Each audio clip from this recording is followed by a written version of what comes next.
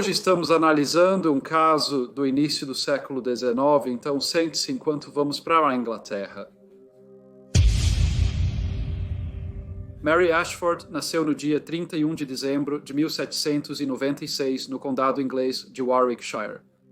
Na época de seu nascimento, o rei George III estava no trono britânico e o país estava em guerra com a França e a Espanha no que era conhecido como a Guerra Anglo-Espanhola. A educação para meninas era considerada secundária. Algumas eram ensinadas a ler e escrever, bem como habilidades como bordado. As meninas que conseguiam ir à escola geralmente frequentavam uma escola de uma única sala com um professor, e muitas crianças costumavam estar ausentes por períodos de tempo para cuidar das plantações e cuidar dos parentes. A maioria das crianças já trabalhava aos 10 anos, tendo deixado a escola. O trabalho infantil era comum na Grã-Bretanha e, por volta de 1800, em muitas fábricas, mais de 50% da força de trabalho tinha menos de 14 anos. Como tantas outras jovens, Mary entrou para o serviço doméstico e, em 1817, ela estava trabalhando como empregada geral na casa de seu tio, que tinha uma fazenda na vila de Langley Heath, muito perto da cidade de Sutton Coldfield. Na segunda-feira, 26 de maio de 1817, Mary realizou suas tarefas rotineiras. Ela estava ansiosa para a noite. Ela iria a um baile na vila de Erdington, nos arredores de Birmingham. Ficava a cerca de 4 milhas da fazenda de seu tio, e a vila era uma parada bem conhecida para as diligências entre Chester e Londres. Era também a vila onde seus pais residiam, com o pai trabalhando como jardineiro. O baile era realizado anualmente no Three Tuns, um pub que também era conhecido localmente como Tyburn House, e sempre havia uma grande presença. Mary estava bastante emocionada por estar participando, e quando terminou seu trabalho, ela se dirigiu para Erdington, chegando no início da noite. Ela parou na casa dos pais para pegar um vestido bonito antes de ir para a residência da Sra. Brady. É onde sua boa amiga, a Srta. Hannah Cox, morava. Aqui ela se trocou, e deixando suas roupas de trabalho para trás, Mary e Hannah caminharam até a casa Tyburn.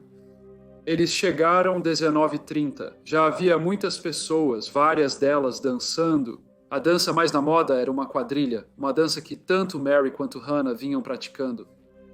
Os passos foram publicados em vários jornais de dança, muito populares durante a regência. Entre os presentes estava um jovem cavalheiro chamado Sr. Abraham Thornton. Ele tinha 24 anos e era descrito como um jovem forte. Ele era filho de um construtor de Castle Bromwich, uma vila muito próxima a Birmingham. O Sr. Thornton parecia estar bastante encantado por Mary. Ele passou bastante tempo conversando com ela, que parecia muito feliz em sua companhia. Hannah, amiga de Mary, atraiu a atenção de outro jovem cavalheiro, Benjamin Carter.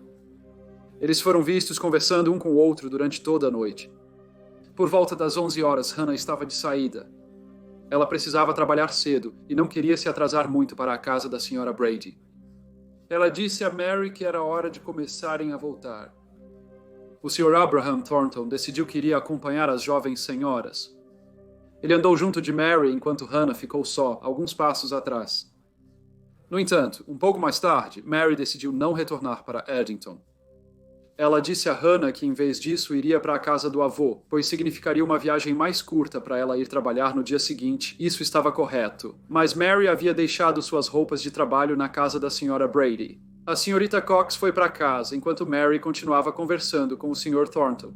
Mary não foi para a casa do avô, mas por volta das 2h45 da manhã, o Sr. Thornton foi visto por um trabalhador, conversando com uma jovem. O trabalhador cumprimentou-o, mas notou que a jovem nunca levantou o olhar e parecia tentar cobrir o rosto com seu chapéu. Pouco mais de 1 hora depois, às 4 da manhã, a Srta. Cox foi acordada por Mary. Mary disse que precisava de suas roupas de trabalho para voltar à casa do tio antes que ele acordasse para ir ao mercado. Ela se trocou apressadamente, se despediu de Hannah e saiu. Ela foi vista por um jovem chamado Sr. Broadhurst, que a lembrava da dança na casa Tyburn. Ela caminhava rapidamente sozinha. Às 6 horas, um homem chamado Sr. George Jackson, que trabalhava como operário, estava indo para o trabalho quando notou um sapato de mulher e um chapéu perto de uma cova cheia de água. Quando olhou para o sapato, viu que tinha sangue nele. Olhando em volta, ele percebeu que havia um rastro de sangue levando a cova até um arbusto próximo. O Sr. Jackson se dirigiu rapidamente à casa de campo mais próxima. Ele bateu na porta, que foi aberta por William Lavelle. George Jackson explicou o que havia encontrado, e os dois homens voltaram para o buraco. Logo, outros homens a caminho do trabalho os acompanharam. Eles vasculharam o buraco cuidadosamente e, para seu horror, encontraram o corpo de uma jovem. Ela foi identificada como a senhorita Mary Ashford. Alguns homens a reconheceram do baile da noite anterior. O campo próximo havia sido recentemente arado e 2 trabalhadores de uma fábrica local encontraram pegadas que levavam do campo até as covas devido ao seu tamanho. Eles presumiram que eram pegadas de um casal caminhando juntos. No entanto, havia apenas um conjunto de pegadas voltando das covas e eram as pegadas do homem. Eles foram na direção de Castle Bromwich. Na época não havia uma força policial formal na Grã-Bretanha. A aplicação da lei era principalmente realizada por comissários de rua, vigilantes noturnos e juízes de paz. Quando o proprietário do moinho local, chamado William Webster, chegou, ele instruiu que o corpo de Miss Mary Ashford fosse levado para a casa de campo do Sr. Lavelle e disse que iria para Tyburn House para tentar descobrir a que horas a jovem senhora havia deixado a dança e se alguém a havia acompanhado. Enquanto isso, as pegadas foram cobertas com tábuas para que pudessem ser protegidas da chuva e das muitas pessoas que, sem dúvida, agora iriam aos poços para tentar ver onde o corpo foi descoberto. O dono da Tyburn House era um cavalheiro de nome Sr. Daniel Clark. Ele se lembrou que Mary passou grande parte da noite na companhia de um jovem chamado Sr. Abraham Thornton, que vinha de Castle Bromwich. O Sr. Clark se dispôs a ir lá tentar encontrá-lo. Logo, o Sr. Clark descobriu onde o Sr. Thornton estava. Ele disse a ele que algo terrível havia acontecido e que Mary Ashford estava morta. O Sr. Thornton respondeu que a deixou por volta das 4 da manhã, quando ela voltou à casa da Sra. Brady para buscar suas roupas de trabalho. Ele concordou em acompanhar o Sr. Clark de volta à casa Tyburn. Ele foi recebido pelo assistente local do delegado, o Sr. Thomas Dales. O delegado Dales passou algum tempo interrogando o jovem. Ele então o prendeu. O magistrado, Sr. William Bedford, ordenou a revista do Sr. Thornton. Então, manchas de sangue foram descobertas em sua roupa íntima. Pediu-se ao Sr. Thornton que explicasse isso. Ele respondeu que só percebeu que tinha manchas de sangue em suas roupas íntimas. Após intimidade com a senhorita Ashford, seus sapatos foram comparados com as pegadas encontradas no campo. Eram do mesmo tamanho?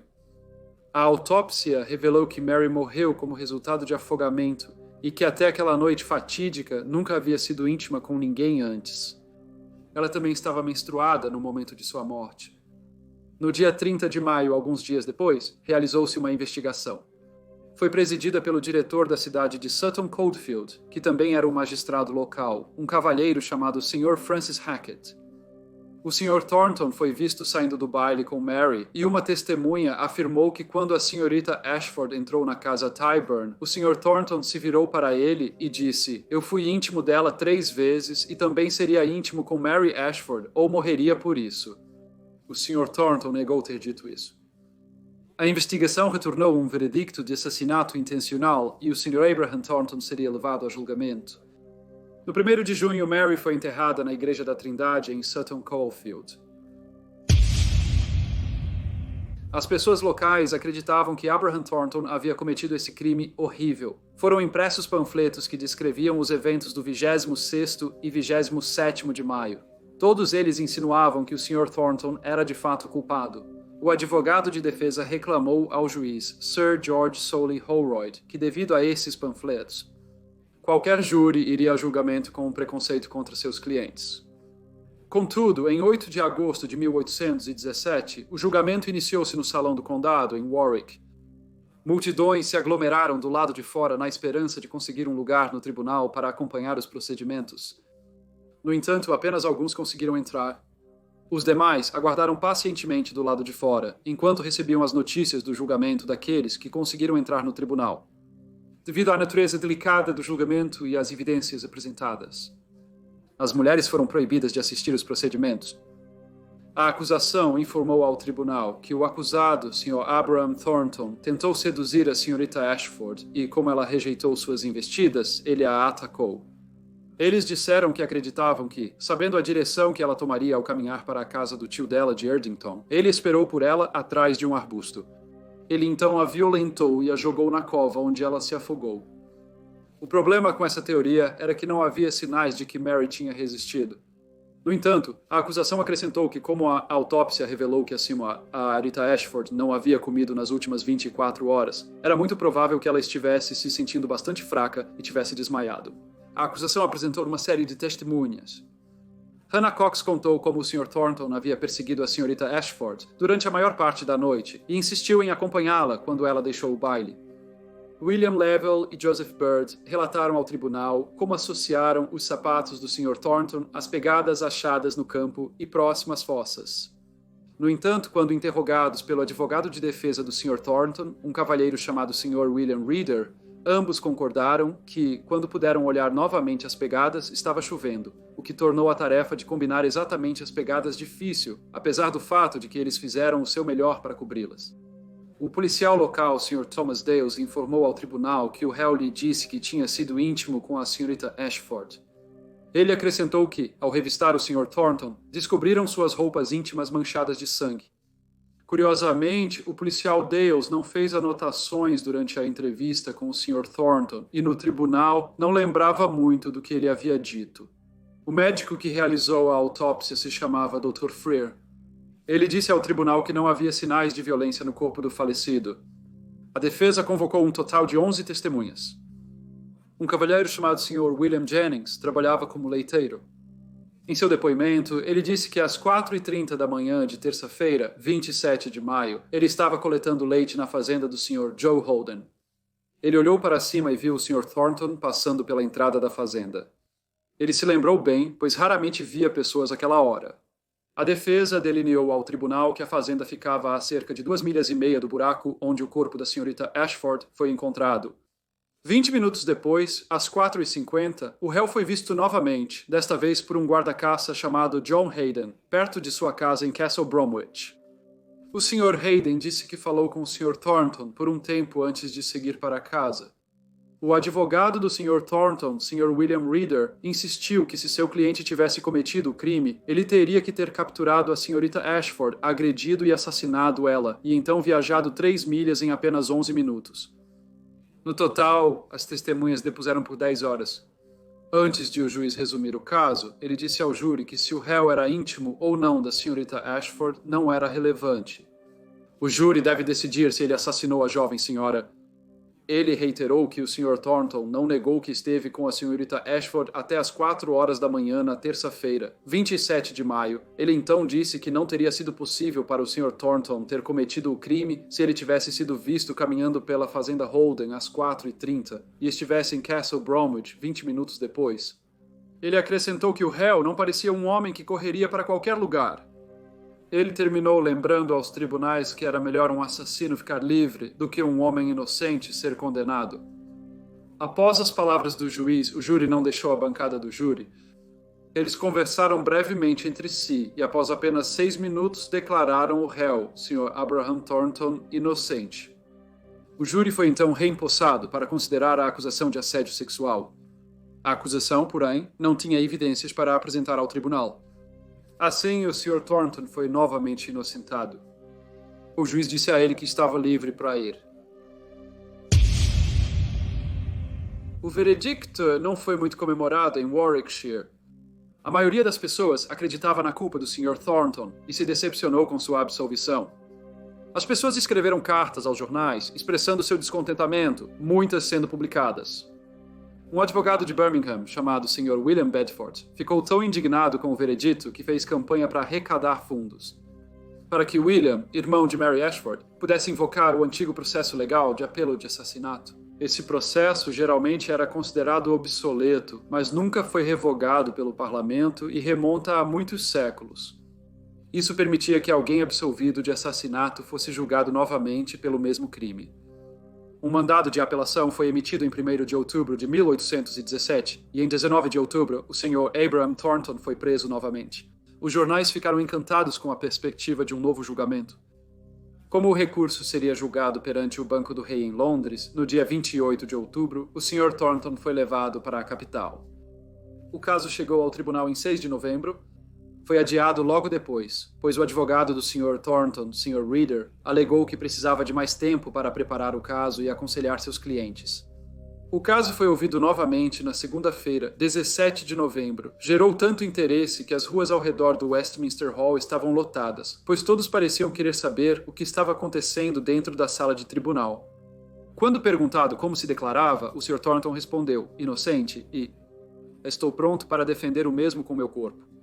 Ele então produziu um par de luvas de couro, uma das quais jogou no chão, na frente do Sr. William Ashford, para que ele pegasse, e assim aceitasse o desafio. O tribunal ficou chocado e por alguns segundos houve um silêncio assustador. O julgamento por combate era outro estatuto muito antigo que não era usado na Inglaterra desde meados do século XV. Lord Ellenborough, que presidia o caso, então anunciou que permitiria de fato que o Sr. Thornton defendesse seu veredicto de inocente com um julgamento por combate para que ele pudesse provar sua inocência. Se o Sr. Ashford aceitasse o desafio e vencesse, Abraham Thornton seria executado. Porém, se ele recusasse o desafio ou perdesse a batalha, o Sr. Thornton seria declarado inocente. O Sr. Thornton era um jovem grande e forte que havia sido descrito em alguns jornais como corpulento, enquanto William Ashford era um cavalheiro muito menor. O advogado do Sr. Ashford argumentou que o Sr. Thornton não deveria ser capaz de compor o assassinato da Srta. Ashford com uma tentativa de assassinar seu irmão. Contudo, Lord Ellenborough replicou que é a lei da Inglaterra e não devemos chamar isso de assassinato. O julgamento foi adiado e, nos meses seguintes, a acusação e a defesa discutiram sobre a legalidade do julgamento por combate. Em 1817, esse método de decidir se o acusado era inocente ou culpado parecia bastante arcaico, mas também parecia o recurso de assassinato de séculos atrás. O advogado de Mr. Thornton, Mr. Reader, também apontou que havia sido escrita tanta publicidade negativa sobre seus clientes que ele provavelmente não receberia um julgamento justo por júri. O Sr. William Ashford não aceitou o desafio do Sr. Abraham Thornton, o que significou que o Sr. Thornton foi eventualmente liberado. Ele já era bastante conhecido no país, e como a maioria das pessoas acreditava que ele era culpado, ele achou difícil encontrar trabalho. Ele eventualmente emigrou para os Estados Unidos, onde foi empregado como pedreiro. Ele se casou e teve filhos. Acredita-se que ele morreu em Baltimore em 1860. Em junho de 1819, foi introduzido um projeto de lei que abolia apelações privadas após absolvições.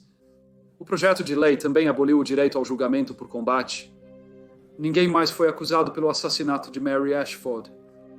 Ao longo dos anos, o caso de Mary Ashford foi meio que esquecido, mas exatamente 157 anos depois, o povo de Erdington foi muito lembrado dele quando acordaram em 27 de maio de 1974 com a notícia de um assassinato profundamente semelhante. Este caso espelhado agora pode ser visto no brilhante canal Briefcase. Deixei um link na descrição abaixo. Olá a todos e muito obrigado por ouvirem. Como vocês sabem, eu valorizo muito todos os seus comentários e feedbacks, então por favor, deixem qualquer um que possam ter, e se quiserem ouvir sobre o caso que aconteceu em 1974, que é muito semelhante ao caso de Mary Ashford, por favor, sigam o link abaixo e espero ver todos vocês novamente no próximo Briefcase.